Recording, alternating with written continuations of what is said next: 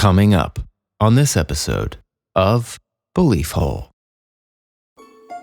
In your newly rented home, alone for now, with roommates weeks away, there's nothing to keep you company in the dead hours of the night. Except for that macabre painting you noticed when you arrived. The one at the end of the hall, a grim scene of highway murder. It shares the idle hours with you. And in the silence, things are beginning to stir. Something dead is pulling itself through its painted prison and into your hallway. And it's walking toward your room. From insane asylum keymasters to Hawaiian spirit seduction. On this episode of Belief Hole, we pull at the threads of the ever-thinning veil as we arrive halfway to Halloween to bring you true and terrifying tales of the inexplicable and the unknown.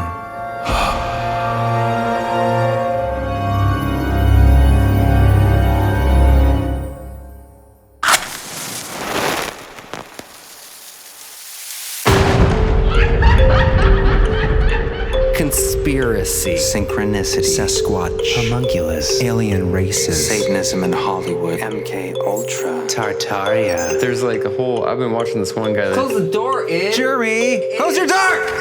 What's the, Inner Earth Disagreements. Ghost Dad. I like that movie. Dogman, Bohemian Grove, Magicians Are Demons, Specters and Spirit spooks, Summonings, sleep Paralysis, strange disappearances, Sky Whale Phenomenon, Alternative History, Shadow People. Shh, quiet, I'm trying to say words with the mouth. It's getting dicey out there. Poltergeists. That's cool. Anunnaki, What is the moon? Elf Towers, I would never talk about it. That's old. Y2K, Cover-ups. Apocalyptic. Catastrophe. Vampire. Well, hello. Hello. Hey there. Welcome to Belief Hole. I'm Chris. I'm John. And I'm Jeremy. And today we have a special, extra special, It's always special for you. but it's super special because it's Strange Listener Stories, yes, but it is halfway to Halloween. Yep, I was imagining it that there. That's why we're doing a special extra Strange Listener Stories. An extra special or a special Well, extra? it's both because we kind of did one relatively recently. So we're doing one a little early than normal. Yeah, we usually wait a few episodes in between and cover some other legends and mysteries. But today is special. Yes, we figured this was a good opportunity to dive back into the strange world of people's personal experiences who listen to this show. Because it is halfway to Halloween. Spooky time of year. Actually, today, this episode should be coming out just after Friday the 13th and one day before the exact halfway point to Halloween. So it's a very special time indeed. The middle ground between paranormal situations. It's a special time indeed. So we're going to do a little trick-or-treat, if you will. A summertime trick-or-treat of strange but true stories.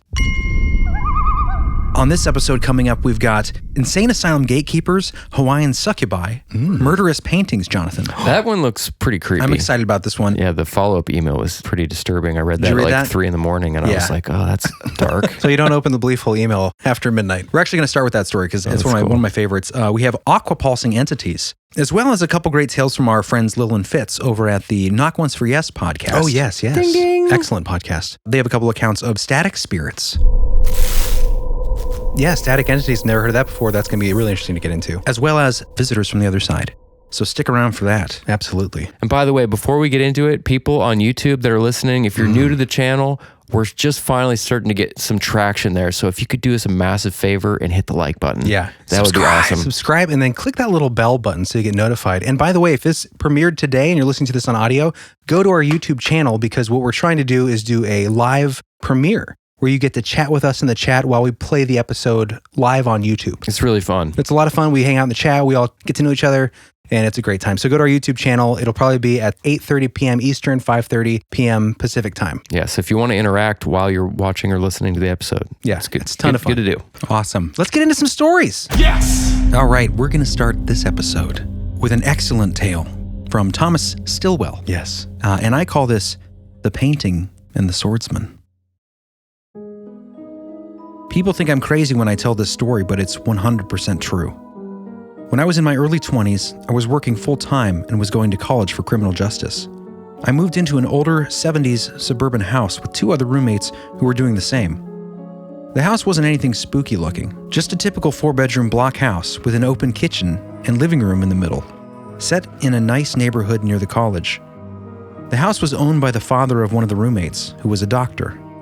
He kept a lot of old medical records in the house and collected old war memorabilia, including a 14-foot wide, 8-foot tall painting of a family of travelers being pulled from their carriage and murdered by highwaymen in the late 1700s. That's a weird painting. Yeah. It's a weird one to have On the presented in a room that large, 14 feet? That's very In dark. length? Maybe they come from a long line of highwaymen. Well, we'll get into this after the story, but it was sort of a theme back then. It was a horrific thing, and no one could stand to look at it. It hung proudly in a little sitting room right off the front entrance to the house. My roommate's father said that the frame alone was worth over $10,000, and we were not to even go near it.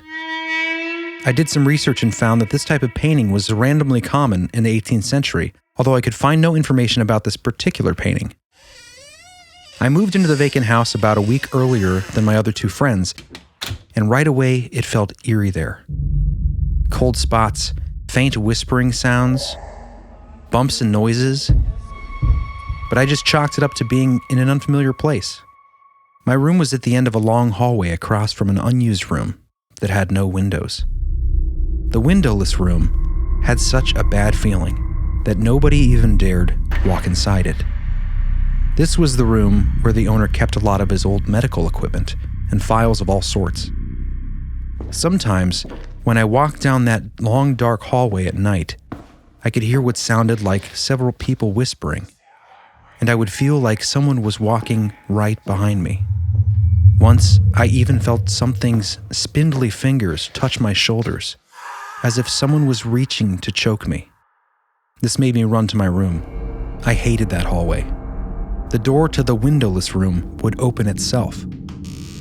I would bravely stick my arm inside the room and lock the door from the inside and pull it closed and make sure it was locked. Then the next time I would walk by, the door would be slightly open again. When the second roommate moved in, he started tearing down the wallpaper in his room, and he started experiencing things as well. Doors would slam shut, even though you normally had to push them over the thick carpet. His room would get freezing cold even in the summer. He and I would be playing N64 in the living room, and pots and Tupperware would go flying off the counter in the open kitchen, or cabinets would open and slam shut. We would just get up and leave for a bit. The third roommate took the master bedroom. It was his dad's old house, after all, with 2 walk-in closets and a huge bathroom. One of the walk-in closets backed up to the windowless room, and it felt so evil that the third roommate kept it empty and locked. He saw and heard things too, but refused to acknowledge them. One night, we were having a party with maybe 25 people from work and college there. People were drinking, but not excessively, talking and having fun listening to music. I excused myself from the party to go pick up my then girlfriend from work. When we returned, the house was silent, and everyone was out in the backyard, quietly talking. When I went outside, they rushed me. Apparently, while everyone was having a great time in the living room, they saw a full-body apparition that looked exactly like the man being murdered in the painting walk out of the painting, through the room, and down the hallway towards my room and disappear around the corner. Everyone saw it. Several people gasped and pointed it out because you could see right through him, as they depict in so many movies. Everyone left, including us that night. I had seen glimpses of the same man, but only from the corner of my eye while I was alone in the house. One particular night, I was home alone, just home from work and getting ready to go meet my roommates at a local bar. I was getting ready, and I know this sounds ridiculous, but the whole house started to vibrate, as if there were an earthquake. But as we live in Florida, that was not the case. My roommate's girlfriend had left her dog there, and the dog was going ballistic. He was barking and clawing at the sliding glass doors, trying to get out. The house continued to vibrate, and the vibrations got so intense it was making me dizzy. I had had enough, and I went into my room and grabbed a sword that I kept over my desk. I unsheathed the sword. and walked down the hallway towards the room with the painting. I just knew the painting was the cause. The closer I got to the painting, the more brutal the vibrations got. Pictures were falling off the walls. Feeling almost nauseous, I stood bravely in front of the giant painting with my sword clutched tightly in my fists and yelled at the painting, "Stop this now, or so help me God! I will slash this painting to ribbons!" The vibration got so intense, I felt like I would fall to my knees. And then all at once, it stopped.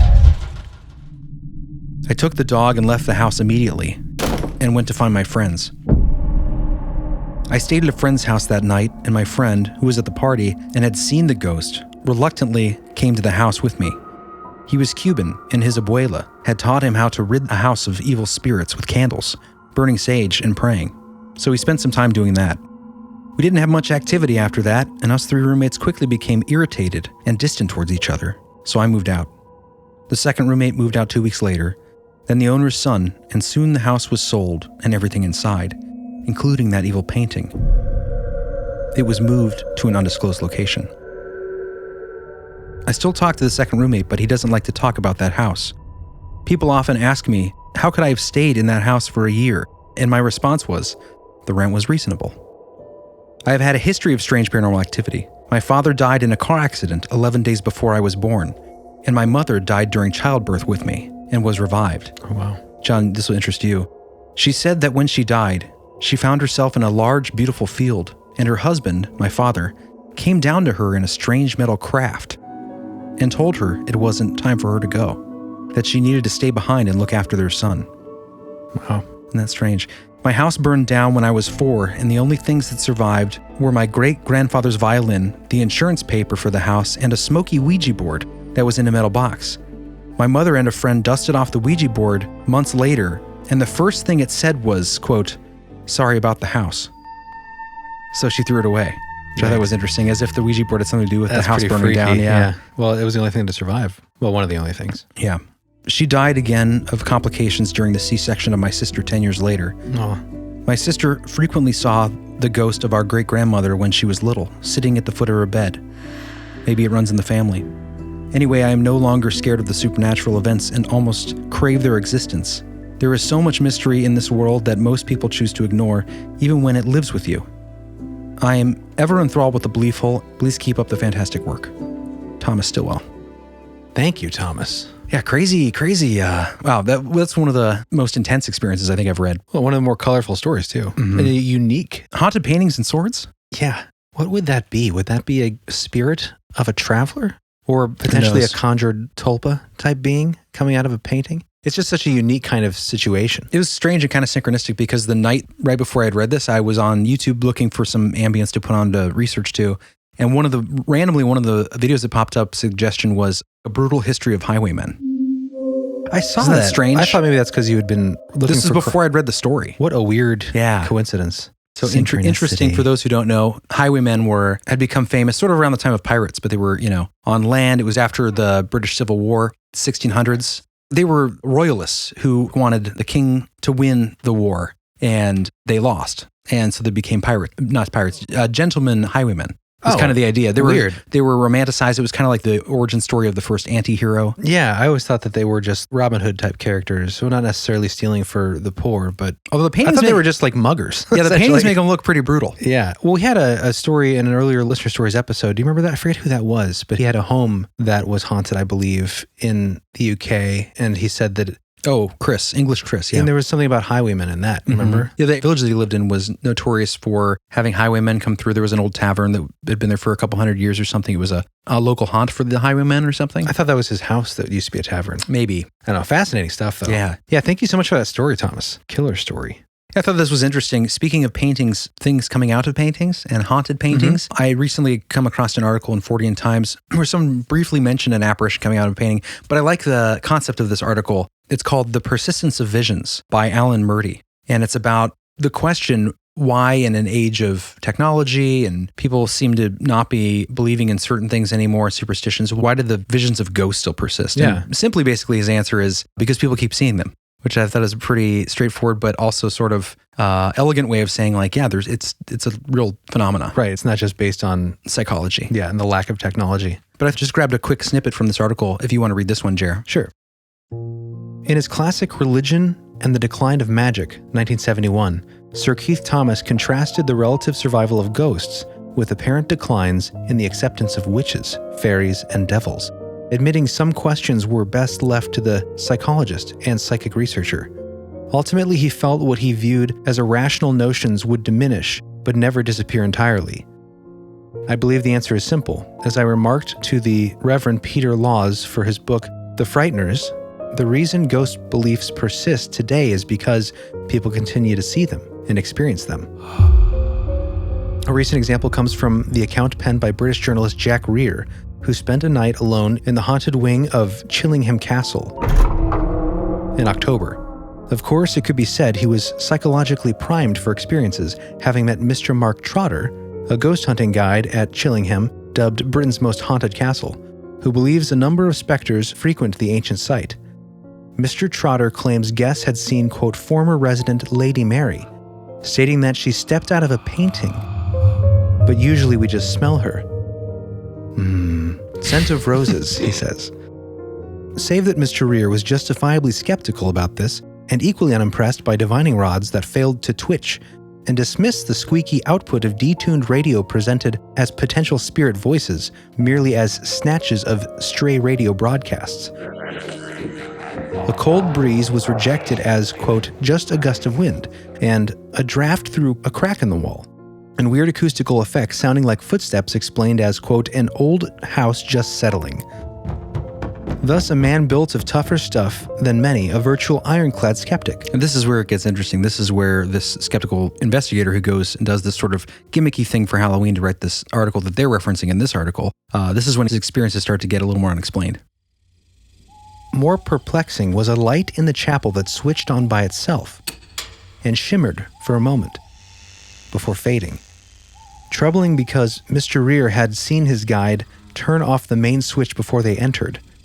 Then during the night came the most alarming incident. Quote, I am woken at 2 a.m. by an insisting tapping at my window, like someone thrumming the glass with their nails. That's creepy. And then a heavier sound, as though something is being dragged across the glass.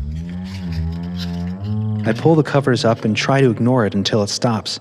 What little sleep I get for the rest of the night is fractured. Looking up at the window the next morning from the courtyard, he could find no identifiable cause, like a loose cable or piece of gutter brushing against it. Jack Rear joins a long list of journalists who regale us with such curious, first-hand stories. I have heard such puzzling and uncomfortable anecdotes over the years, often mentioned in passing, sitting uneasily with the teller's materialist perspectives. Yeah. Very interesting. So that comes from Fortean Times? Yeah, and I just thought that was good to add because, well, the painting for sure, and kind of what Thomas, the guy who brought us the story of the painting, he said something in a reply to my email saying, quote, most people so quickly dismiss anything regarding ghosts or UFOs until they see them for themselves. Right. And that's kind of the point of these episodes. Yeah. A lot of our stories come from people who've never had an experience, and then they have one thing that totally opens their mind. Exactly. And that will tie us in, guys, to the expansion episode this week. Oh, yeah. Tell us what's coming up, Jared. We are going to be talking about the Sallie house. I just wanted to mention it here because specifically there's a famous episode of Sightings where the host, Tim White, goes to the location of the Sallie house. And it reminds me of this because he was skeptical. That's right. About what was going on there. Hosts of shows don't usually go as a part of the crew to film and to experiment with what's going on. Right. But he'd been hearing reports from the crew. I think they'd already done at least one episode on this house. And he was hearing so much about it from his people, from his crew, that they were experiencing this crazy stuff that he had to go see it for himself. So we'll get into that in the expansion, but it's fascinating. Supposedly the country's most haunted house and the most haunted town in Kansas. But yeah, we'll touch more on that a little bit later. Yeah, we'll touch more on it later. I just wanted to mention that. It is interesting when skeptics are pulled in and then change their mind. Oh, Tim White, local guy. He became a Cleveland news anchor after Sightings. That's true. Love that show. Anyway, are you guys ready for another tale? John, this one's for you, my friend. It's called Aqua Visitor. Not the creepiest title that I could have given it. Aqua Visitor. That had a nice ring to it for some reason. This comes from Tanya. This is the strangest thing that has ever happened to me. I'll try to be as detailed as possible. This is not your normal ghost or UFO event. In 2007 or 2008, my boyfriend and I rented a house in Placida, Florida. Placida is a small Gulf Coast town. The house was located on a canal that led to the Gulf and had a screened-in swimming pool in the back. Before bed, we would always make sure that the screen door was locked. The house had an unusual floor plan. Every room had a sliding glass door that led to the pool area, and at night, those were locked as well. Almost every night for the first month we lived there, we would bolt up in bed because we would hear the sliding glass doors being closed and opened.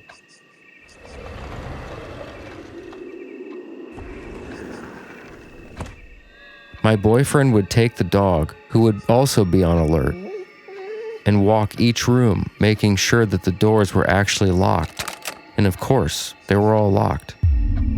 The dog was a large Belgian Malinois. For those who do not know, it is a type of German Shepherd. Ours was trained to follow hand signals and was extremely protective. I'm not sure why. All at once, the door sounds stopped. But we were thankful they did. Something much stranger happened a couple months later, however. For a little context, I'll describe how the bedroom is set up. We hadn't accumulated much furniture for the house yet, so the bedroom was pretty much empty, except for the bed and a small 4-foot-tall dresser that we put the TV on. The bedroom was huge, so it looked incredibly empty, with only a standing light that we never turned on, and the dog's bed beside ours. The walls were completely bare. The only light seen from the bedroom was a nightlight in the master bathroom that shined into the hallway leading to the bedroom. A small window facing the pool area was shaded by trees, and the bedroom being on the far side of the back of the house had little light, if any, shining in through the sliding glass door. My side of the bed was near the hallway, with a tiny nightstand, and the dog's bed was on the other side of that.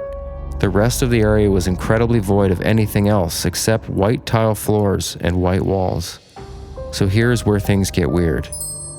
One night, I woke up facing the hallway.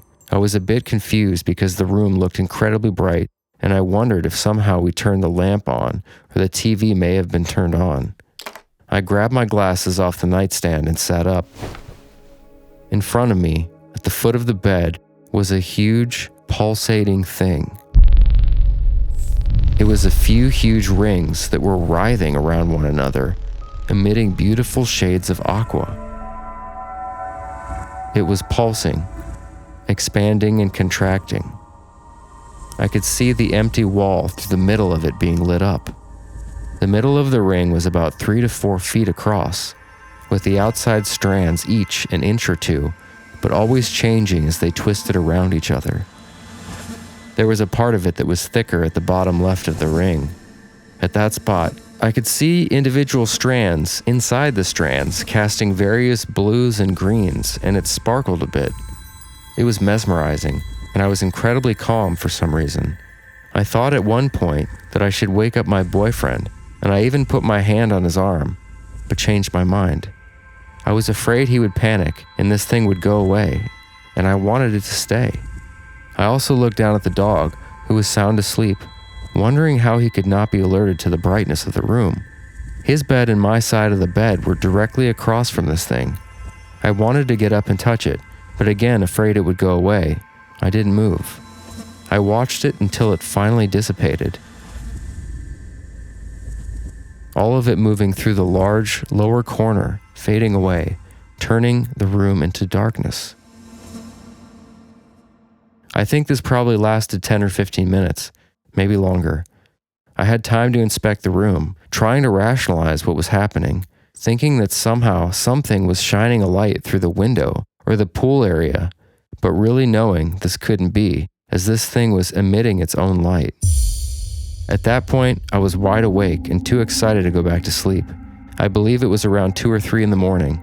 I sat there for quite a while, hoping it would come back.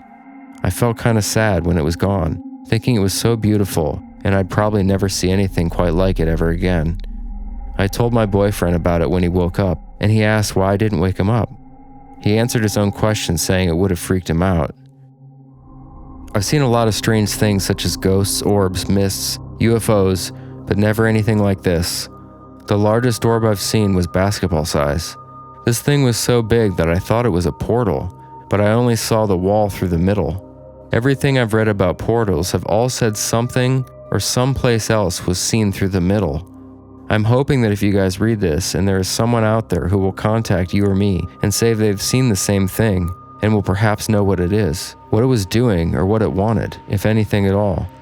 I know nothing about the house or who lived there previously, but as for the land, the Calusa Indians may have occupied that land and surrounding land as early as 5000 BC. I see orbs mostly, from golf ball size to basketball size, some given an impression of being nice, others indifferent, and one I felt was malevolent and came at me at a high rate of speed. Nice. Yeah, crazy story. Sounds like she had a myriad of experiences. Yeah, it's interesting that it seems like certain people attract a lot of experiences. Yeah. I've known some people like that. You always wonder if they're open to it or if there's some sort of magnet. For Yeah, that kind of I stuff. mean, it's hard to say for sure. I'm sure it's not one answer, but it is interesting, that some people go their whole lives wanting to see something. Yeah. Even people that are interested in this stuff and never see anything. And then some people are like, because we get a lot of people that write in that say that they've had just so many experiences. And it is something, maybe genetics, that, their family history or... Yeah, maybe depending on what the phenomena is, or, even if there's like this idea of the underlying thread between all supernatural paranormal phenomena that people are just generally It's weird when you get to way. like UFOs and ghosts seem like they're not related, Right. but maybe they are. Yeah, that's what I'm saying. Like maybe there is some sort of, overarching consciousness. That Right. was one of the ideas from well, John Keel talked about that. Yeah, and The Jacques ultra-terrestrial. Vallée talked a little bit about that, but the idea that, there was some consciousness kind of control of all this unexplained phenomena, and then a lot of it was just kind of confound you, and that was sort of the purpose of it, feed on the confusion. As to her request, if anyone out there has heard or experienced something like this, definitely let us know, because we'd love to connect Yeah, that. it sounds like a pleasant experience. It really does. Yeah, nice. It almost reminded me of when I was reading it, because there's the pool there and the glass doors that wrap around this. It sounds like a nice place to live, but it made me think of The Abyss. almost like the Abyss. Yeah. Where coming out of the pool, this Right. creature would come through. Or Cocoon. Or I was wondering if maybe it's some sort of visitor. Like maybe this wasn't a portal itself, but maybe it came through. Maybe there's something there, because she has another experience, a really short one she mentions in this message to us. It's creepy. That's creepy, but it reminds me of, could this be something coming through some sort of gateway there? But we will have an image of this in the show notes. I don't know if you guys can see it there. But she drew an illustration of what this thing will look like, John. It's pretty crazy. It also kind of reminds me of your smoke monster, That's what I was Jeremy, gonna say. your experience. And also we had a listener story, another strange listener stories, where a very similar thing came. Do you remember this one? I think you read this one too, John, but it was red. Late at night, came and visited this woman where she woke up to find this red glowing thing pulsating. That does sound familiar. So we'll have a link to that episode in the show notes as well. But I wanted to follow up quickly with just her message about this strange visitor one night. yeah, this was creepy. It made me think of maybe a gateway being there, actually. Something coming through. Something weird did just happen a few weeks ago that I'm still wondering about. I had went to bed fairly exhausted. I had just closed my eyes and thought I had heard the dog walk into my room. He has been sleeping under my bed. I didn't look, however. I just assumed it was him. Then I heard my roommate get up to use the bathroom, and I opened my eyes for some reason. Something was in my face, obscuring my vision. I was afraid to put my hands out, but I managed to mash my head into the pillow more. And as I did, what looked to be a porcelain face slowly backed away from my face. As it backed away, I saw it was only a mask, nothing behind it. The moonlight from my windows shined on the cheek of it. When it faded back into the darkness, it was just like something you would see in a movie. I wasn't scared, but more curious. Why was it so close to my face? It was almost like it was trying to get into me. Maybe kiss me? I think about it every night and often open my eyes periodically just to see if something is there. It's been quiet the past couple of weeks, however. No orbs, ghosts, UFOs, or porcelain masks. What do you guys think? Yikes. Yeah, it's interesting. I know she wasn't creeped out, but that sounds pretty creepy. it reminds me of that Mark Twain, the claymation yeah. cartoon where it was Satan holding a mask. I'm an angel. I'm an Let me in. angel. So creepy. Creep-tastic. Yeah, maybe that's why it's creepy to me, because it reminds me of that. But That little statement she has there about maybe kiss me, it reminds me of the story that will be coming up later in the show the about succubus. the Hawaiian Succubus. Yeah. Yeah. Well, thank you so much for that story. That was great. A lot of great stories this episode. Yeah. I'm excited. Good. All right, guys, we're about to take a break, but stick around because we have some amazing stories coming up, right, Chris? Yes. And John, Hi. Exactly. Present. Yes, we do. 2 great stories from our friends Fitz and Lil from the Knock Once for Yes podcast. Yes. Which is fantastic. Definitely check that out. But stick around for that. Stick around for some more crazy, Yeah, Hawaiian amazing Succubus. stories. We've got a great story from an insane asylum up in California. Excited to hear that one. And then a weird story from a gas station attendant. Oh, yeah, I Gas love that station one. confessionals coming up. yeah. That's fascinating as well. But before we do go to the break, the expansion, and preview a little bit of what is in the expansion episode, we have some very special people. Very special. Extremely special. Maybe the specialist of people that exist today. Skywhale Rider. Skywhale Rider. Yes! I love it, John. Thank you. Nice little sting. Skywhale And it comes Rider. again. Skywhale Rider. Accident. Anyways, Great. yeah, so we have some very, very special people that have decided to really help us out here in the hole. It's the highest tier level. It's $50 Yes, a month. yes. And people that really want to support the show. So we wanted to acknowledge these special, wonderful human beings. These Skywhale Riders. Yes. Yeah, and they get a little special shout out separate from our regular thank yous. That's the Black Eyed Cool Kids that are coming up later in the episode because, yeah, to really donate at this level, it does mean a lot to us. Absolutely. And if anyone else is out there, we have more tiers available now. And if you do feel like supporting, we do have other options Yeah. up Yeah. there for people. Yeah. Skywhale Riders, $50 tier, $50 a month. So very It's generous, crazy. very generous. We love you much. And we've got a few to just shout out today. Well, we should name them. We should. Yes. Let's do it. Lindsay Maves. Oh, man. She needs no introduction. Yeah, she's been here forever. If you guys Yes. have been all around in the Beliefful community, you will see her name. She is one of the first and longest. Yes. And she runs the Facebook a lot. She doesn't run it, but she keeps it alive in a lot of ways. She's one of the mamas of the Facebook. We appreciate you, Lindsay. You've been with us a long time. We're grateful for your Absolutely. patronage. And Yes. Patra Phillips. Patra, Another name that needs no introduction. Been here for quite some time. And Thank has been you, a big Patra. support of the show. We love Superstar. Special love. And a new member to the whole, new name that I haven't seen Oh, yes. previously, which is Bob McDaniel. Yes. Yeah. Yeah. Great guy. You know, it's Yes. weird synchronicity. Thank you so much, Bob. This is just weird with your name, or not with your name, but in his email, part of his email, I won't give his email away, but part of his email is McFinney. I don't know if it's a nickname, if it's part of his name or whatever, but the This was weird. weirdest freaking thing is that the house that we are covering in the expansion episode is the Sallie house, and it was built by MC Finney. Oh, weird. Isn't that bizarre? That's a mind-blowing synchronicity. So a guy, is crazy. a guy who signs up to support the show with his generous heart and amazingness, his email is the name of the guy who built the Sallie house, which we are covering in the expansion.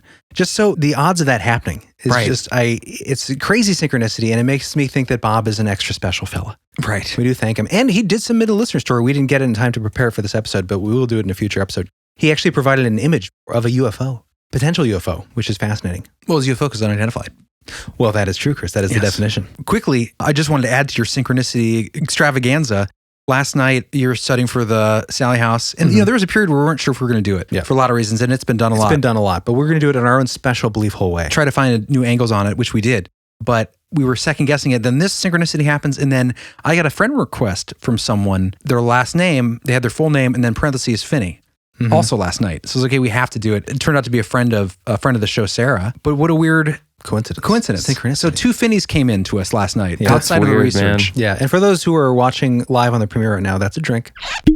That's multiple synchronicities right there. Yeah. So sorry about that. But yeah, guys, thank you so much for your support of the show. And we have some more thank yous coming up later for the Black Eyed Cool Kids, but special thank you to you guys because you Yes. extra generous and it really does help us. But yeah, so let's get into the little preview we have in the break for the expansion episode, which, as I said, is for the Sallie house. You probably have heard that story. If you're deep into haunted houses and haunting lore, it is the allegedly most haunted house in America, in maybe the most haunted town, Atchison, Kansas. But as it is known as the Sallie house, there's a alleged spirit of a small girl. That's kind of the basic story. But anyone who digs deeper into it finds that there is more to that story involving a darker presence.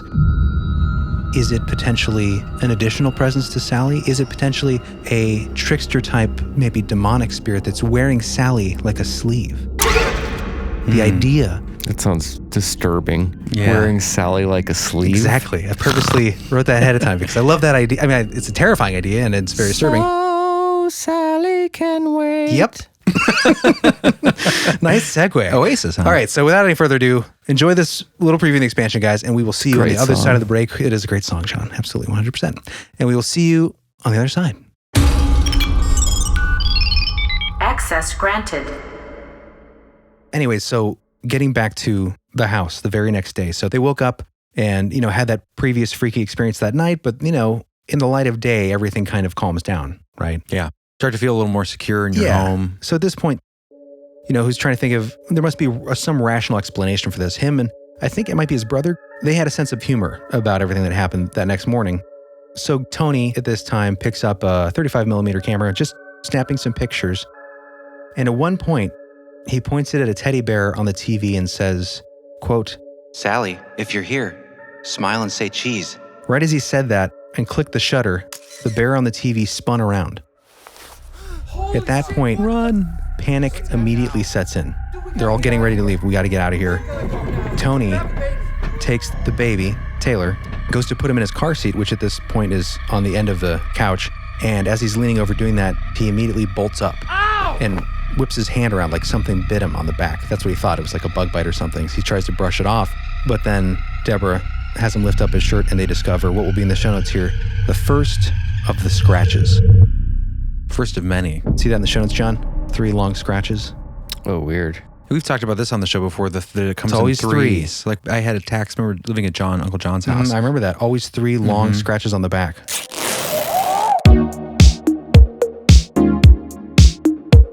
I've never seen anything like it in my life. This stuff is real.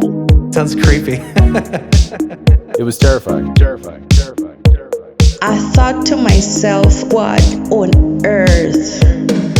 Yes! Yes! What on earth? Hey guys, we're back. Welcome back to this special halfway to Halloween Listener Stories, Strange Listener Stories episode.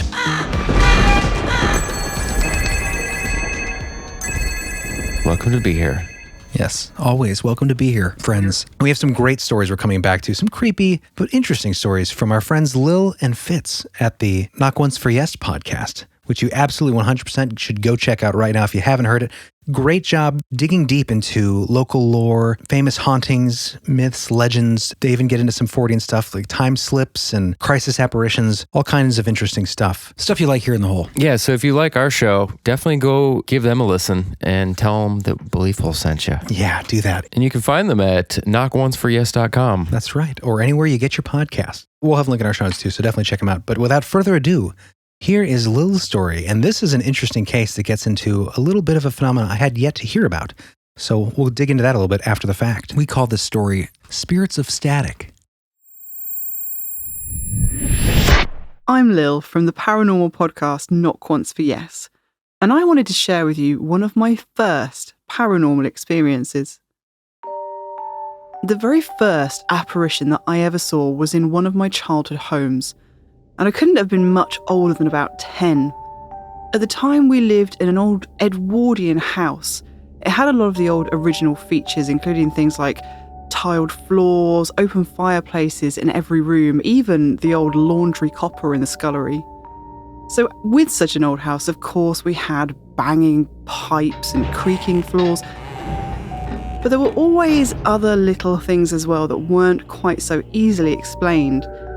We had a lot of phantom smells. It was very strange. You would be standing in the kitchen and out of nowhere, even when there was nobody cooking, you'd get this really strong, pungent smell of cooking kippers. Not in a nasty way, just in a very homely, everyday kind of way, but there was just no explanation for it. The smell came out of nowhere. On the stairs, we would smell like somebody had just lit a match and blown it out, that kind of sulfury smell. And even on one occasion, I found what looked like drips of wax on the bare wooden floorboards that just seemed to appear out of nowhere with no cause. Occasionally, when we were upstairs, you'd hear the sounds of crockery clanking around downstairs, as though somebody was just bumbling around and making themselves a cup of tea, even though we knew that there was nobody down there. None of this was particularly frightening, and I was just more curious than anything, except one night when I saw what had been making the noises. I was in my bedroom at the time, and it was dark, it was nighttime, but I hadn't been asleep. I was fully awake, just lying there staring out into the room. And I suddenly felt somebody standing over me and looked up. And there was, in fact, the figure of a man standing at the side of my bed and leaning in, bending over almost as though peering down to look at me. And although I say it was the figure of a man, it was that shape, but there was no solidity, there was no colour. I've described it in the past as being almost like when you spray water into the air and there's a coalescence of water droplets.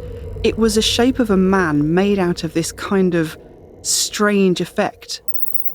It's not a very good way of describing it, but later when I started the podcast and started talking to other people who had similar experiences, they described what are called static figures. This description fitted what I'd experienced much better and was very meaningful for me when I discovered it. It did look like TV static. Rather than having the translucence of water droplets, as I tried to explain it before, it had more of a grainy, greyish kind of static quality to the outline of the figure. Now, I just lay there completely frozen, as you can imagine, as a child with this figure made out of something that my brain couldn't really comprehend, peering down at me, that I couldn't do anything except lay there frozen, not knowing what on earth to do or what to make of it. And just as quickly as it had appeared, it disappeared. And when I say disappeared, it didn't fade away. The static or the droplets scattered, almost exploded out into the air. That's interesting. And just sort of drifted away into the darkness. I've never experienced anything like it since, although I know other people have. But to this day, even after 40 years of having paranormal experiences and being interested in the paranormal, it really is still one of the weirdest things that has ever happened to me. Fascinating. Interesting. Yeah, absolutely. It's cool because, spirits, specters, spooks, they appear in all different kinds of ways and are described in different ways, but they usually have similar attributes. They're kind of can be translucent or even fully present. But it's the interesting aspect of how it is interacting with the atmosphere that I think is so interesting. The static, like it's almost like it's pulling from the electricity in the room to create itself. Yeah, the energy dissipate. But it's interesting grabbing a hold of that specific attribute, the static, and saying that she'd heard other stories like this that were kind of coming out, and then she found that term static people or static entities. I was looking online. There's a great resource for real stories people submit called yourghoststories.com. Oh, yeah. And I searched on there and I found other static, because I'd never heard of this either. I'd never heard of there being a specific phenomenon of static type spirits or static apparitions.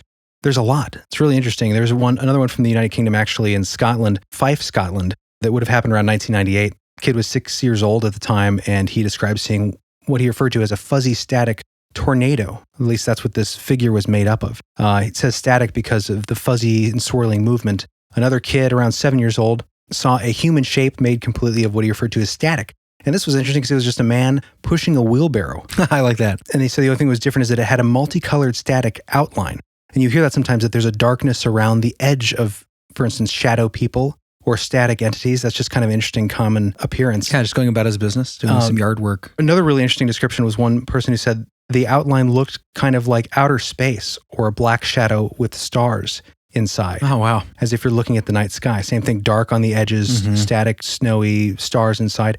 And the last one here, I'll just mention, and we'll put links in the show notes, there's a lot of stories, but a kid between 3 and 12 years old saw these things a lot, which was really interesting. He said they never tried to cause him harm or fear specifically, but they were always around constantly. They would just casually do everyday kinds of things. He said one would ride the elliptical bike. Another would just walk by doing any activity, go sit on the couch. Things people do every day. Yeah. But they were in human form with no facial features. They were full body and composed of what looked like, again, static or snow, like on a television when you have a channel and it doesn't come in clear. Oh, right. But yeah, living completely normal seeming lives. He questioned, is this seeing into some sort of vision of another universe or maybe even an echo of time? Just, you said, gathering the energy to coalesce into something that we can see. It does sound like Fae stories, obviously, like they're just separated by a membrane, but doing similar everyday activities. Or I guess that's more the hidden folk, not Fae. But I remember hearing a story similar to this where a kid would see people in his front yard. Yeah. I forget what it was. They were very short and they had like squashed heads or large heads or something, but they would do regular everyday activities. So he just thought they were normal people. At one time, one of them looked at him and realized that he could see them, and then he never saw them again. Right. It was just like seeing into another reality temporarily. Oh, I can't remember what that story was. Really interesting. Well, thank you, Lil, for that well-told, fascinating story. And introducing us to this whole other specific phenomena, static people. It's limitless. All these holes. All these holes of the strange. It's limitless like Bradley Cooper. Thank you, John. Terrific film. Did you see it? I did. It was not bad. I don't even remember it. I just remember it was limitless. Well, good segue into Fitz's story. What is Fitz's account? Fitz's account I call A Friend Comes Calling. Hi, I'm Fitz from the Not Once for Yes podcast, and I've had more than my fair share of paranormal experiences, I think. And today I want to share an experience that I had when I was in my early teens. I was living at home with my parents, and it was the school holidays, so I was at home, my parents were at work, I basically had the house to myself. We have a friendly ghost at that house, but that isn't the story I'm going to tell you today. We were having some work done on our porch, and a friend of my parents was doing the work as and when he could fit that in around his other jobs. So it wasn't unusual for him to stop in, do a couple of hours work, or take some measurements and then disappear and come back hours or even days later. So this one morning, I came downstairs and it was coming up to 10 o'clock, perhaps 10 to 1:45. And through the front door, the frosted glass of the door, I see my parents' friend. Now, I say it's frosted glass, but it was clear enough that I could easily make out his standard dress and the flat cap that he would habitually wear.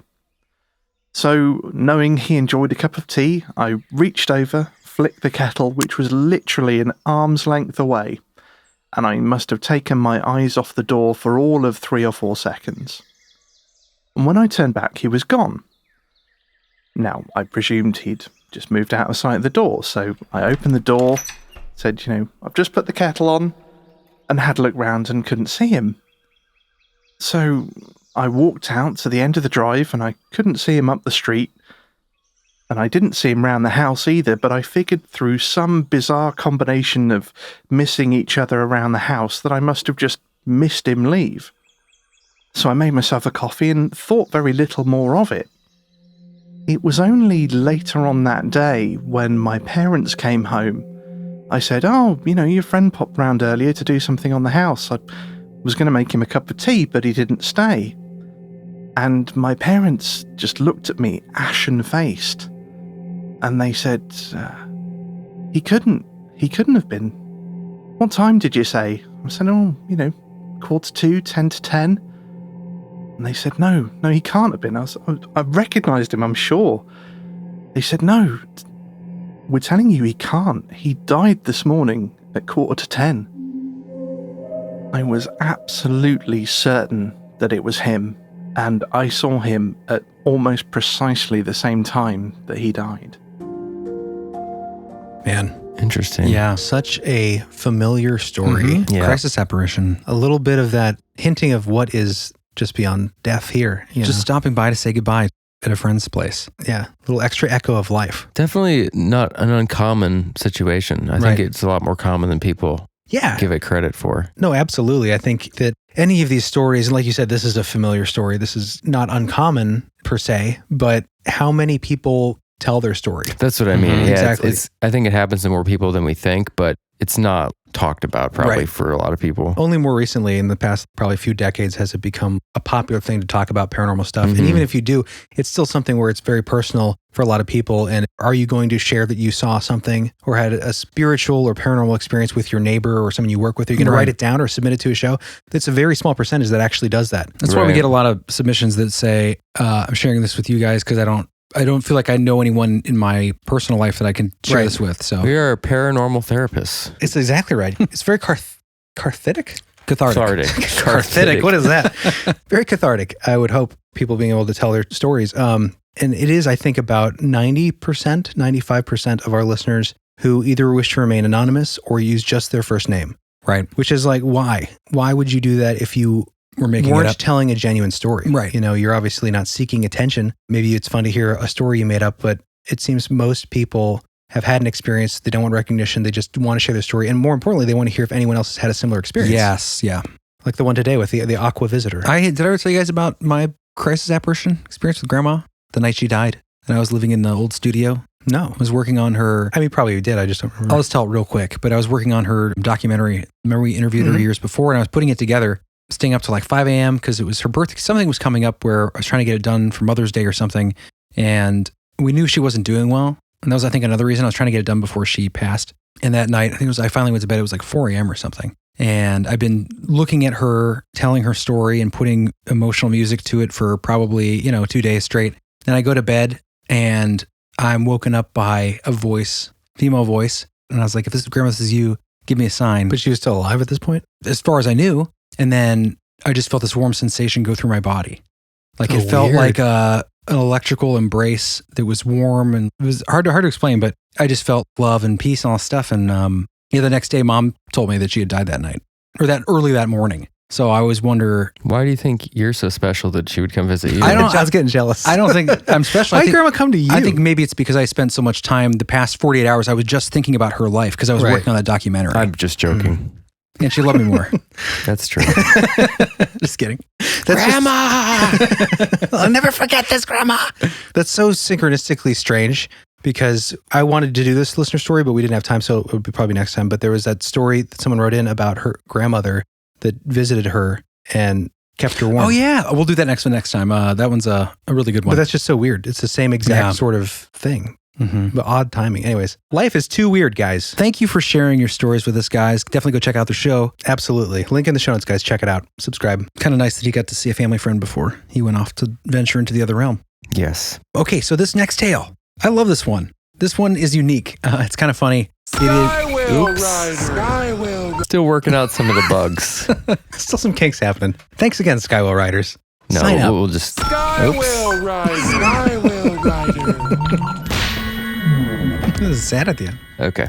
Ready? Yep. This one I like a lot. It's unique because it's a third person perspective. It is very much like a scene in a movie where you're with a character who's about to experience like something crazy happens somewhere, and then you cut to a gas station where then the person pulls in who's the story's happening to. Right. You'll see what I mean here. I call this One Night at the Gas Station, and this comes to us from Jackie. Thank you, Jackie. Nice work on the emojis there, by the way. Do you like him? It gives you a little hint, John, if you look at the Google Doc. He's got a cute little red car emoji next to a gas pump emoji and then a ghost emoji. Mm-hmm. That gives it away right there. It's like Ozark. Yes, sure. 60 cents, please. I was working third shift at a gas station in St. Joseph, Michigan, when I had a customer come in and tell me to watch 2 cars in the parking lot because they pulled in crazy and someone was yelling. So after the customer left, I went outside to partake in my vaping nicotine addiction and listen to the drama. The man was standing out in the parking lot talking to someone in the second car. He had a dog with him that looked like it was scared of something. He then puts the dog in the second car and tells whoever was in it that he can't go back to that house. Then he walked towards the store, so I went back inside. The man then went and grabbed an adult beverage and came to the counter for some smokes. When he got to the counter, I could see him visibly shaking. Then he proceeded to tell me that he was just at his new home for his first night there, just him and his dog, when his dog started barking at the closet door. He said he had already propped the door shut on this closet earlier that day because it kept opening on him while he was doing things in the house. As his dog continued to bark at the closet, he got up to take a look when the closet burst open and a shadow lunged out at him. The way the guy was shaking, I do believe he saw a shadow person. He stopped in the next day and told me he ended up sleeping in his car because, quote, I wasn't going back into that house at night. I just thought that was kind of a cool Very little tale. creepy. Yeah. Very cinematic. You can see that scene where you're just working at a gas station and then in the distance, the car crazily pulls in and then one after him. And then they're like arguing about something outside and you go out and find out that the guy just left in a haunted home that he just moved into. It's just kind of a unique perspective on the typical haunted house situation. Take my dog. A third person perspective. Well, if you see all that played out in the parking lot and the man's shaky and tells you, my dog was barking at the closet and the shadow monster jumped out? Yeah. That's kind of the clutch point there. Shadow monster. That's after Cookie Monster dies. So he goes out. Shadow monster. Yes. I was seeing that, you would think this guy's not making this up for sure. Yeah. I mean, what a weird thing, you know, Mhm. unless he concocted a story to explain That the is an fight in event- the parking lot. Eventful night at the Circle K or wherever. Vallejo. To all of you that have back problems, try squatting. What is happening? Look, did I just switch shows? John is tired of ghost stories. No, seriously. Anyone that has knee pain, just squat. This for episode 20 brought to you by minutes. John's random thoughts. I'm just trying to help. He's trying to keep people from becoming ghosts themselves by stretching, staying alive. Someone out there is like, oh my God, really? That will work? Yes. Gina, it will. We'll put a link in the show notes to Also, if you've knees hic- over oh, we toes. already told that one. What was the other one you were going to say? Oh, curing hiccups. Oh, this is important. I think we told this one. This is Yes, not we as told- important we told as Jackie's knee like, pain. why is this happening in my story? Knee pain. This is important. Hiccups are important because they can ruin an evening. Yeah, but knee pain can ruin a life. It was. I remember. This was like 2 years ago now. It was expansion episode number 1, Macabre and Bembe, where I told people how to cure hiccups. You put a paper towel over top of a whole glass of water. You drink that sucker slowly Through the paper towel. and somehow it resets your diaphragm or something. But if you keep breathing as you're drinking, you can stop to breathe, but that will cure your hiccups. We got It drowns people, the throat gremlins. We from got what I people. understand. That's what I heard. This is scientific. We got people right in after that saying, thanks so much for that because I've been looking for years to figure out how to cure hiccups. So it's worth repeating. Forget the teaspoon of sugar baloney. But equally as important probably as the Crouching? I think the crouching's more important. Crouching tiger, hidden John. Squatting. Is that what you call it? That's what it is. Look up primal squats on the internet. Speaking of primal squats, let's head to the primal land. How can that possibly connect to the next story? We're going to head to the primal land of Hawaii. Actually, this doesn't take place in Hawaii, does it? It actually takes place in Portland. It's connected to Hawaii, though. This is a fascinating account. It comes to us from Joe, and it's called Hawaiian Succubus. In 1996, I was living in Portland, where I'm from. I went to visit my mother, who lived in Salem at the time. I had spent half my life living in Hawaii, and my stepfather was Hawaiian and had a lot of spirits around. Crazy things always were happening. VCRs turning on and playing movies while unplugged. TVs turning on after going to bed. Even saw orbs along a cliff in a remote part of Hawaii. I won't get into the Hale-Bopp comet incident because it would make the story too long. Ooh, interesting. Side story. So to the night of the shadow entity, I was sleeping on the couch that night while visiting. I was about 15 years old. I'm now 40, but I remember it like it was last night. I had a dream that I can't remember much except a voice saying that there are spirits here. And I woke up, couldn't breathe, and a black shadow figure was holding me down. Not in an angry way. I wasn't hurt, but I couldn't breathe, and I couldn't move. I could feel that it was pushing on my chest, not allowing me to move as I struggled, and it was kissing me softly on my face and lips. Then everything suddenly stopped. This was late in the night. My parents were in the other room, sleeping. Nobody else was in the house. I fell back asleep, and when I woke in the morning, I was laying the opposite direction on the couch than when I fell asleep. I told my stepfather because, like I mentioned, he has spirits around him. He even leaves an open beer out when drinking to this day. It's for his friend. He told me not to worry. He said, "Seems like the spirit was a local Hawaiian female spirit that liked you, and if she wanted to hurt you, she would have." Yeah. Interesting. Yes, Hawaii is... I've heard of Hawaii? some mysterious things happening in Hawaii. It's pregnant with folklore, as It Jerry is. would say. Pregnant with mystery. They have the night Pregnant marchers. with nodes of truth. Oh, I remember that one, yeah. Mhm. I've been there. It's a pretty incredible They have place. the whole thing that happened to that Brady family with the little tiki. That's a TV show that no one will know because That's right, it is. It's from It like was. 1901. Not that old. Interestingly, I looked up. There's not a lot of information about Hawaiian succubi, Really? but I did find this one little blurb here for some creature context. It's interesting because I always thought succubus, and it definitely sounds like you could correlate his experience here with a sleep paralysis incident. Which, of course, Yeah. you have detractors who say, like, sleep paralysis is only sleep paralysis. And when you see these things, you feel the pressure on the chest. It's all psychological, Right. which I don't believe Well, because I've had my experiences. to be clear, he didn't say anything about a succubus. Neither Right. did his stepdad. He That's says what it sounds like to me, though. spirit was a local Hawaiian female spirit that liked you, but it just made me think like Hawaiian spirit causing sleep paralysis at night. This is classic succubus activity. Classic. Right? They cannot get enough of it. The succubus. Succubus is the female one, right? Yes, incubus is The that male. great band. So this is a little creature context for you guys out there that I found online about the Hawaiian version The Hawaiian version of this myth is known as, I'm going to mispronounce this badly, Atumnesink, a mythological being that appears as a, quote, beautiful young woman and sneaks into men's tents at night and steals their virginity. Lucky guy. It is said that the only way to stop this demon is to wear a loincloth made of the Hawaiian snowbush plant. So that's a piece of advice for any of you in Hawaii. Somebody's going to start selling those on Etsy. I think you can buy them online. That's what I read. Really? But anyways, very interesting. I do think there is something to the succubus thing. Yeah, especially sexual sort of dream-like things. It's a cross-cultural phenomena. You have I think it's the Jewish myth that Lilith and the daughters of Lilith, or the children of Lilith, the Lilin, they're called, that became succubus. And supposedly that's how demons procreate, because they can't actually bear children. Supposedly from whom? From the myths, from the myths. Folklores and the myths and things. The Book of Myths. It's just something I was reading online. From the Malleus Maleficorum, the witch's hammer. I've never heard that. That's interesting, though. The idea that you could basically cause a nighttime event, if you will, if you know what I mean, wet in nature.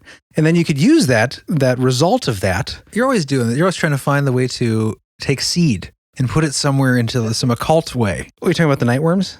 Yes, the worm that's a different nights. thing. Okay. But this is actually like folklore mythology. Anyways, that's how they would do it, is they would inspire this kind of physical reaction to touch, if you will, and then, put it in a female, and then those children would be more susceptible to demonic possession. Obviously, the tie-in here, to me, seems the abduction phenomenon with half human, half alien hybrids, and the whole planting seeds of the human into another, you know what I mean? Like the DNA workings and all that going on. Right. They're similar. The parallels between these stories, these ancient demon seeding stories and alien abduction, is very similar. And we're not suggesting, Joe, that you were seduced by a succubus, just FYI. This is not necessarily saying any of that, but it is a great story, and we do thank you for it. Yes, definitely.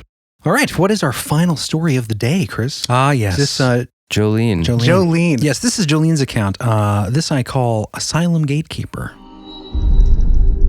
Terrific story. And this takes place in the old Napa State Hospital, which is a psychiatric hospital in Napa, California.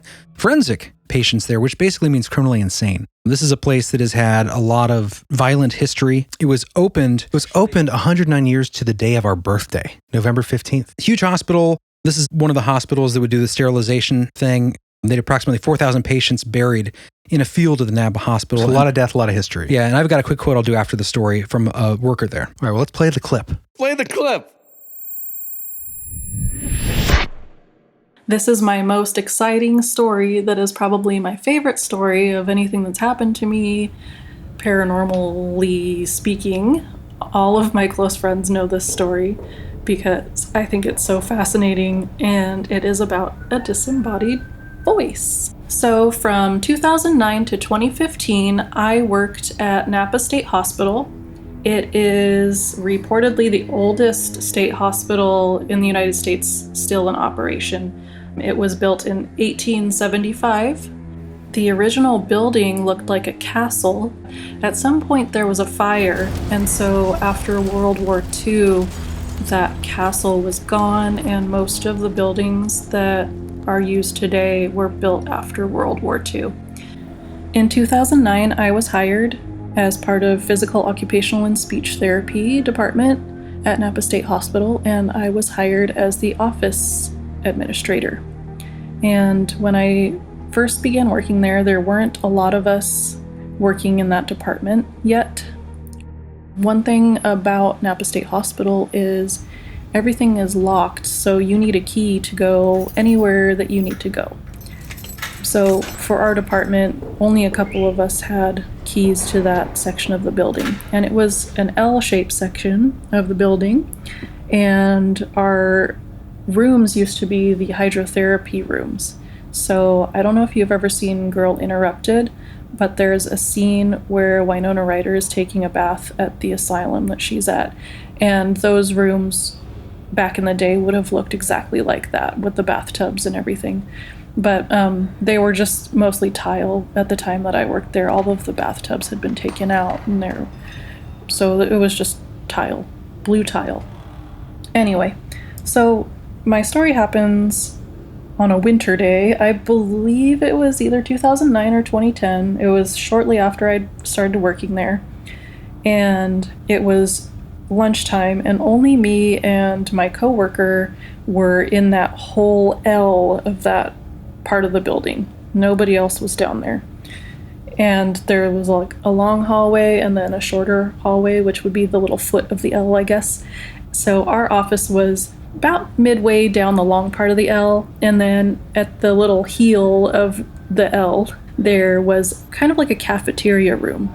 And then at the foot of the L was a little bathroom. So anyway, my coworker was down in our offices eating, and I took a TV dinner all the way to the little heel of the L to go unlock that door and microwave my food. As I was standing there, unlocking the door, I heard in my left ear, like over my shoulder, a very deep man's voice, very clearly, and it said, "You got a key?"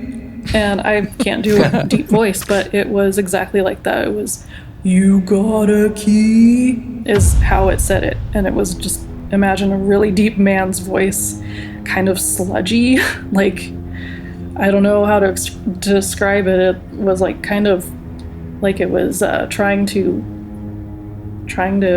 form words. Creepy. Through some like heavy atmosphere. It's so hard to explain, but "You got a key?" And I turned around because I thought maybe there was a janitor there or something behind my back. There was no one there. I was not freaked out at the moment because I was confused. I opened the door, turn on the lights. I'm looking behind the counter, just kind of like looking around for somebody. Nobody there. I put my food in the microwave and I kind of started feeling eerie. So I was like, well, I'll come back for the food in a few minutes. So I went back down the hallway and my coworker is just sitting at his desk eating. And I was like, "Hey, did you say something to me?" And he was like, "No." And it didn't sound anything like him anyway, like not at all. So I started feeling pretty weird, and the next few days I hung around that room trying to rationalize it, like seeing if I could hear voices through a vent or something, and no. I heard what I heard, and that just didn't see anybody there. So, but the fact that it was intelligent and observing what I was doing and just like, "You got a key," was really thrilling to me. And then I have a second thing that happened kind of in the same time span, and it happens to have something to do with the little bathroom that I was talking about that was on the kind of almost across from the cafeteria room where I heard the voice. So this was at lunchtime again. All of my coworkers were sitting in our office down the hall, eating lunch, talking. I went down the hall to use the little restroom. And when I was done, I was trying to open the door, and I thought someone was pranking me. It felt like someone was holding the door shut, and it wasn't like when you haven't unengaged the lock from the strike or whatever. It was a springy feeling, so I definitely thought that my coworker or somebody was playing a trick on me. So I was like pushing against the door, and there was a little bit of give, and then finally like I burst the door open and nobody was there, and I ran around the corner down the hall. No one was there. I go into the office, everyone's just sitting at their desks, chatting, eating lunch, and I'm like, okay, somebody's playing a trick on me, but I can't see them. So that was the only thing that ever happened to me though while I was there, those two things. But I find them so funny and interesting. They're my favorite things that I've had happen. Yeah, we find them funny, interesting too. You got a key? It's very scary stories. Yeah, dude, it does remind me of a classic tale. What was the one with because those all come from folk legends and stuff, right? The toe in the soup, or the missing toe, or yeah. Do you have my toe? Those great, for people who don't know, the 90s collection of those great stories with the really creepy, cool illustrations that were drawn. Yeah, I was just going to have just this quick quote here. This from a guy that worked at this crazy facility. By the way, we'll have a picture of it in the show notes. Castle looking thing. I guess that building is gone now, that we're the main castle part of it. But place full of violence for sure. One guy who was quoted as saying, and this was right after a worker there was murdered by one of the psychiatric inmates there, forensic patients. He said, quote, "Like all 5 California state forensic mental hospitals, Napa State Hospital, where I work, suffers from a plague of violence." And that was from the Sacramento Bee. But yeah, what a crazy place to work. Yeah. A lot of history. It sounds like whatever that was, that voice that common idea now of summoning energy. She said it sounded sludgy, like it was trying, like almost gathering energy in the atmosphere. That's what I was going to mention earlier. Reminded me of the story we did, the story from Lil. Yeah, manipulating the atmosphere. The energy. Fascinating. Thank you so much for that, Jolene. Yes. She's got some great stories. I'm sure we'll come back to her stories in the future too. Absolutely. So many guys out there have amazing stories. Thank you so much for sending them in. And thank you so much for supporting the show. We have some select members, as we heard some earlier, who support the show, really keep us going. We also have the Black-Eyed Cool Kids, who are special members that give us a little extra. Help keep the show going, help keep the lights on. Is that the $7 tier? That is, John. Yes, if you want to hear your name read at the end of the show, that's our Black-Eyed Cool Kids tier. For those of you who signed up before March and have not heard your name read yet, we will get there. They're coming. They're all on the chain. Every time we do a show, you'll be there. Yes. No, that was bad. Great theme song, John. Can you put some 90s like saxophone behind that? We'll make it a theme song for the show. Cut it out. By the way, guys, we do really funny outtakes. Usually so funny. At the end of every episode, almost every episode. So lately, stick around till the end because they're hilarious. They're so funny. Probably the funniest of the things. They're really funny. We may or may not have them in this episode. Did anything funny happen in this episode? A couple of misreads. Something funny happens every episode. But go back to old episodes and listen all the way through again to the end. I think we only started this like a few episodes ago. True. Maybe. Because we used to have funny things throughout the entire episode. Anyways. Then we had to get it tight. Back to our regularly scheduled programming. Reading the bottom top. Coming to town. Thank you, Eric Geibel. Or Giebel. Welcome in, sir. We like to have you here. Yes. Stephanie Arellano. Yes. Or Arellano. You are special for us. Welcome. It's fun to pronounce things. Angel Pligo is here. Yes. Angel Pligo. Shield us from all evil with your wings. Thank you, Angel. Yes. And Andrew Weckenheiser. These are hard today. Andrew Weckenheiser is here. Thank you so much to be here. Thank you for being here. Welcome to the hole. Next, we have Diane Carlunas. Welcome, Diane. Yes. Shine your moonlight on us. Please do. Carlunas. Lunar Lady. Well, sorry. I mean, you not recording it? You know, it's still going. I just working out the kinks. Yeah. All right. It's a new system. Who's next? Who's next here? It's going to happen again, too. Greg Beckman. Gregory. A man of many Becks. Welcome in, sir. We love you. You are a champion. Yes. Thank you for your support. Pamela McLean. Sounds like a female detective from the 80s. Pamela McLean here, see? I was thinking of Bruce Willis's character from Die Hard. John McClane. That might be why. Awesome. Yes. Welcome, Yes. Pamela. Thank you so much for your support. Happy Christmas, whatever it says. Johnny is Happy Christmas. Happy Kaya, mother. There it is. There you go. Happy Christmas. It's a Christmas movie. That's why Christmas not right for film. Welcome in, Johnny. Johnny's here. Welcome to the hole, Johnny. Here's Johnny. So great to have you. My password for everything. That's true. Lock it in. Password saved. Isaac Nogueran. Welcome, Isaac, sir. Or Nogueran. Terrific name. Yes. Sounds like a satellite of a moon. Great to have you here. Anne G. There it is. Anne G is here. Welcome in, Thank Anne. you so much for supporting the show. Nanner, give her a banana. Never met a girl I didn't like named Anne. That's true. Allison Sweeney. Yes, Sweeney. Allison Sweeney. Like the That's quartet. a cool name. That is a great name. I feel like it's an actress's name I've heard. Yes. Sweeney. Well, remember the movie with the barber that cuts people's necks? It's a musical, yeah. Sweeney Todd. Oh, that's what it is. Anyway, I'm sure she gets that all the time. Allison, you're a unique individual, and we appreciate you for you, not a musical relation. Yes, DJ Smith. DJ Smith is in the house. DJ Smith. On the records, playing your favorite songs. Scratching the vinyls. And of course, we have the legendary John D. Mysterious. John D. Rockefeller. Oh, you know, I was going for the occultist. The Alchemist? Yes, Alchemist. All right, welcome in Garrett D. Bodnovich. Bodnovich. Garrett Ooh. D. Bodnovich. What a great name. Or Bodnovic. Welcome to the hole. Excellent. Garrett. Yes. Welcome, Jake McSpadden. McSpadden. That is a wondrous name. Thank Love you, it. sir. Thank you. Welcome to be It here. reminds me of a fly swatter. Sure, okay. But like you're McSplatton. What a great name for an Irish fly swatting company. McSplatton. Yes. It's so dumb. That is the worst. I'm sorry, Jake. Welcome, Tim Osman. Tim Osman is in the house. We are glad to have you here. A man from Oz. Thank you for coming. A wizard, if you Please will. take your shoes off. Welcome, Matthew Toth. Matthew Toth. Welcome. Welcome to be here, Matthew Toth. Yes, Thank you so yes. much that you're here. And last, and definitely not least for today, some amazing, amazing people. Oh my gosh. Abram and Leah Palmer. All right. Oh, wow. Children of one of our best friends, Brad. They're little babes. Yes. The brilliant Abram and the beautiful Leah. Oh, that's so cute. Oh, they're growing so fast, though. Hi, Brad. I don't know how they got access to a credit card and could find our website, but we appreciate it. Abram and Leah, thank you so much. Great family.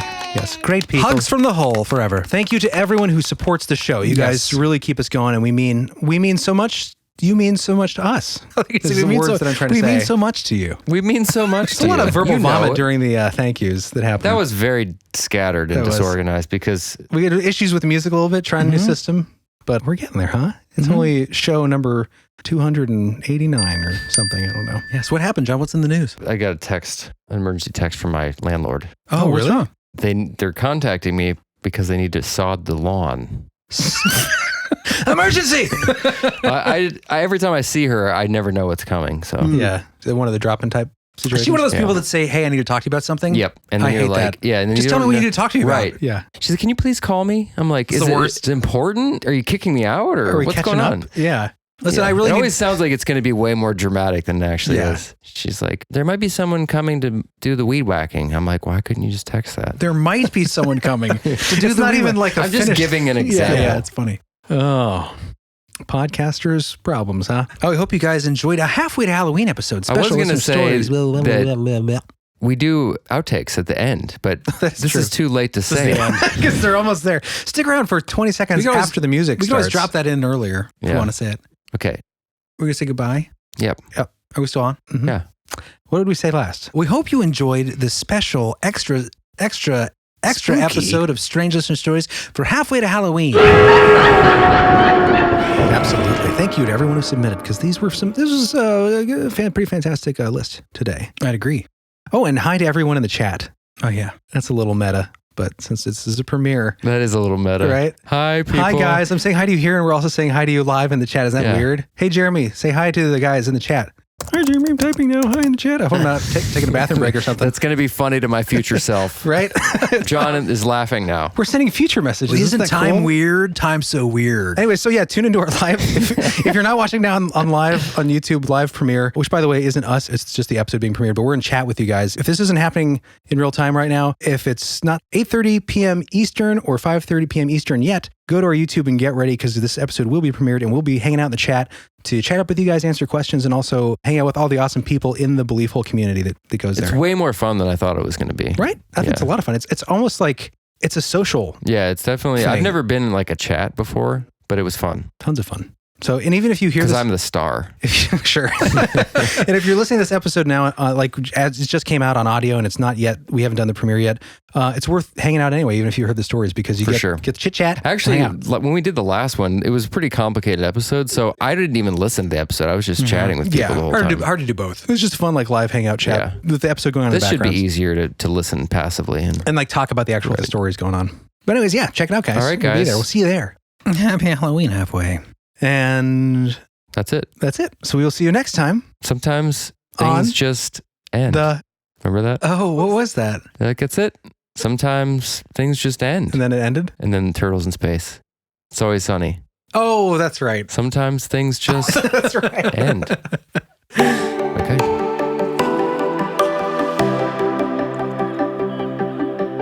Know when your body feels so tired to get out of bed.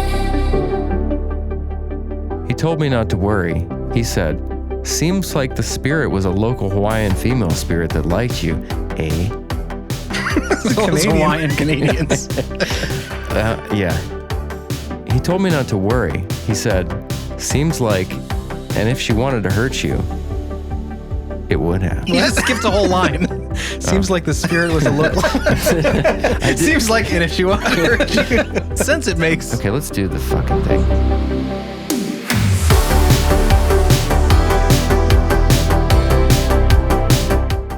I did have my own scary story last night. Do you need to talk about this now? I had a dream last night that a mouse like ripped open part of my arm. It was Okay. freaky, dude. That And is it like terrifying. hurt so bad. And I remember thinking like, I just canceled my health insurance. This is not going to go over well. Wait, so it was a mouse. There was parts of the dream too where it was like haunted. Like it was like a The dark. mouse was haunted? Well, that was later on, but it's all part of the same dream.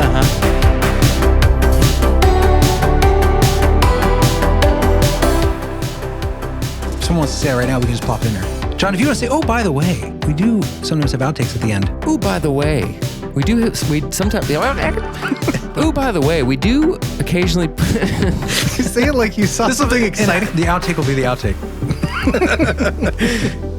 It feels awkward not saying. We could do the 3, 2, 1 belief hole. See you next time on Belief Hole. Don't get it. Get it. Know when your body feels so tired to get out of bed. You pour your heart on a letter to chase it away. Got sad and it's all because of you.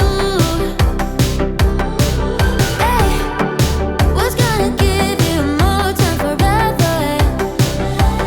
Know what they say, only time will tell. You know what they say, it never really can. When I'm sleeping with someone new, I just close my eyes and think of you. When I'm sleeping with someone new, I can't help myself, I wondered if you still feel the way I feel. Are you sleeping with someone new, someone new, someone?